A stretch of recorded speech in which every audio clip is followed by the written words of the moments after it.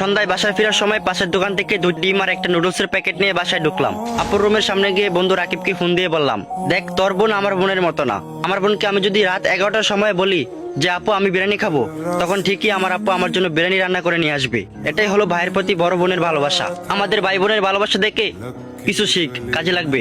তারপর আমি ফোনটা রেখে হাসি মুখে আপুর রুমে ঢুকলাম। তখন দেখি আপু এক মনে বইয়ের দিকে তাকিয়ে আছে।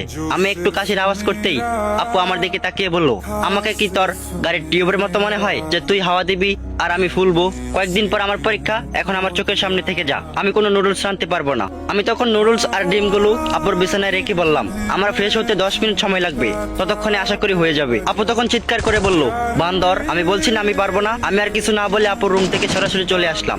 আমি ঠিকই জানি আপু 10 মিনিট পর আমার জন্য নুডলস রান্না করে নিয়ে আসবে। পরদিন সকালে আমার গার্লফ্রেন্ড শ্রাবণীর সাথে দেখা করতে যাব, অথচ আমার হাতে একটা টাকাও নাই। আমি তখন আপুর রুমে গিয়ে দেখলাম আপু ব্যালকনিতে ফুল গাছে পানি দিচ্ছে। আমি তখন আপুর পাশে গিয়ে বসলাম এবং বললাম যে আপু, তুই জানিস আমি তোকে কতটা ভালোবাসি। আপু তখন বিরক্তকর চোখে আমার দিকে তাকিয়ে বলল, আমি এখন তোর কোনো ময়লা কাপড় চোপড় ধুতে পারবো না, আর আমার হাতে এখন একটা টাকাও নাই। আমি তখন অসহায়ের মতো আপুর দিকে তাকিয়ে বললাম, তুই সবসময় আমায় ভুল বুঝিস। যাই হোক, তোকে একটা কথা বলতে এসেছি। গলির মোড়ে একটা লোক অর্কিডের চারা গাছ নিয়ে বসে আছে, আর একটা অর্কিডের চারা 100 টাকা করে মাত্র। যদি পারিস কিনে নিয়ে আয়, আর যাওয়ার সময় সাবধানে যাস, কারণ পাশের বাড়ির আজিজ আঙ্কেলের কুকুরটা রাস্তায় ঘোরাঘুরি করছে। তুই তো আবার কুকুর দেখে ভয় পাস। আপু আমার কথা শুনে খুশিতে আত্মহারা হয়ে বলল, আমার সোনা ভাই, তুই একটু কিনে এনে দে, আমি কুকুরটাকে অনেক ভয় পাই।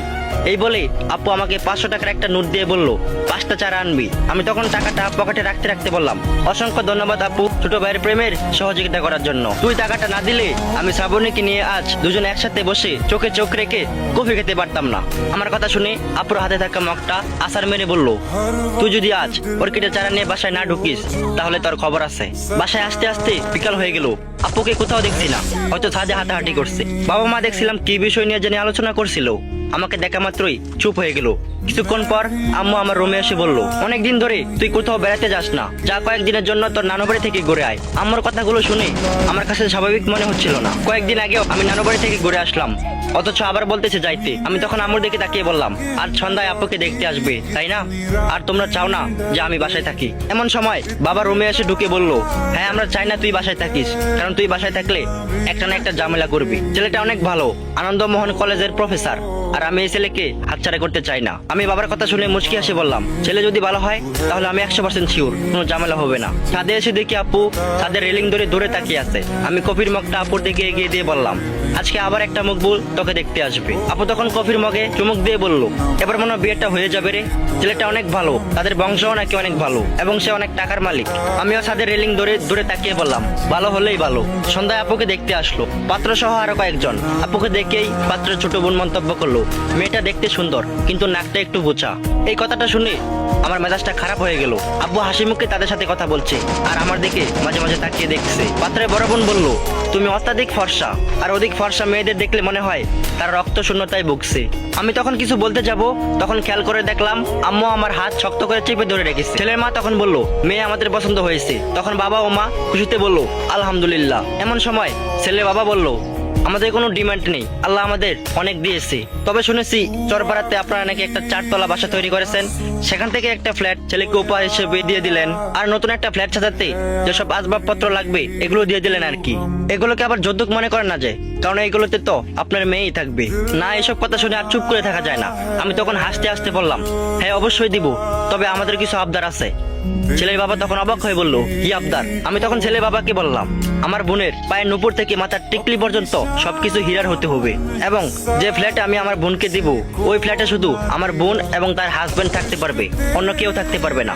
এবং নির্দিষ্ট একটা সময়ে আপনি এবং আপনার স্ত্রী নিজেদের ইচ্ছায় বৃদ্ধাশ্রমে চলে যাবেন, কারণ আপনাদের সেবা আমার বোন করতে পারবে না। আমার মুখের কথা শুনে পাত্র রেগে গিয়ে বলল, তুমি কি আমাদের অপমান করছো নাকি? আমি তখন মুচকি হাসি বললাম, যাদের কোনো মান সম্মানই নেই তাদের আবার অপমান কিভাবে করে? আপনাদের মতো কিছু ছোট লোক আছে যারা বিয়ের নামে মেয়েদের বাড়িতে গিয়ে ভিক্ষা করে। পাত্রীর ছোট বোনের দিকে তাকিয়ে বললাম, আয়নায় আগে নিজের নাকটা দেখে তারপরে অন্যজনের নাক নিয়ে মন্তব্য করবেন।